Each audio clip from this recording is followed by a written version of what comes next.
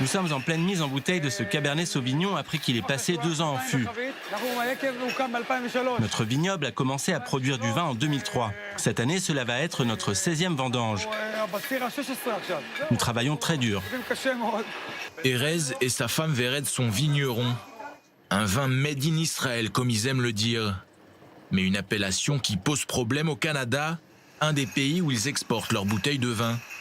Car la famille Ben Saadon vit et produit son vin du côté de Rechelim, une implantation juive située en Cisjordanie. Vous pouvez voir un étiquetage assez unique. Tout d'abord, il est indiqué que ça a été produit sur la terre d'Israël. Mais vous avez aussi l'année hébraïque de production. Un étiquetage jugé faux, trompeux et fallacieux selon la Cour fédérale canadienne, qui a statué en juillet dernier que les vins produits par des Israéliens en Cisjordanie ne pouvaient plus être étiquetés comme étant des vins israéliens. À l'instar de beaucoup d'autres pays, le Canada ne reconnaît pas la souveraineté israélienne au-delà des frontières de 1967 et considère donc les implantations juives de Cisjordanie illégales. C'est simplement de l'antisémitisme. Quand j'entends que le Canada me demande de mettre une nouvelle étiquette sur mes produits, ça me rappelle ce qu'on a demandé à ma grand-mère de faire au début de la guerre, de mettre une étoile jaune, afin que tout le monde voit qu'elle était juive.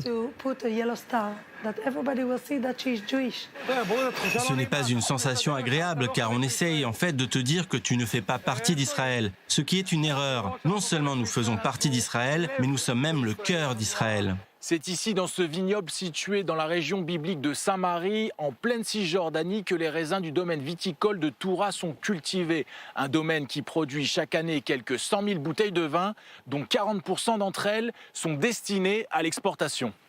Un vin prophétique, selon les mots de Vered, qui a remporté de nombreux prix prestigieux à travers le monde ces dernières années. Même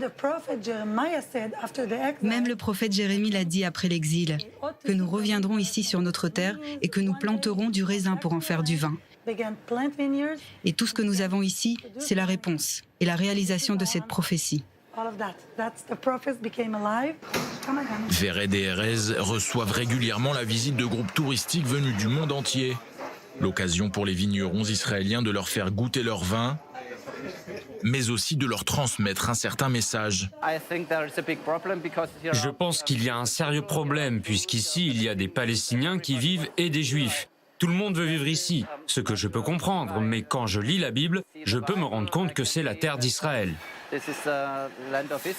Le ministère israélien des Affaires étrangères avait fustigé la décision du tribunal canadien dans un communiqué, affirmant qu'elle allait encourager le mouvement pro-palestinien BDS. Un argument qui a peut-être été entendu. En effet, il y a quelques jours, le gouvernement canadien a annoncé qu'il allait faire appel de cette décision de justice.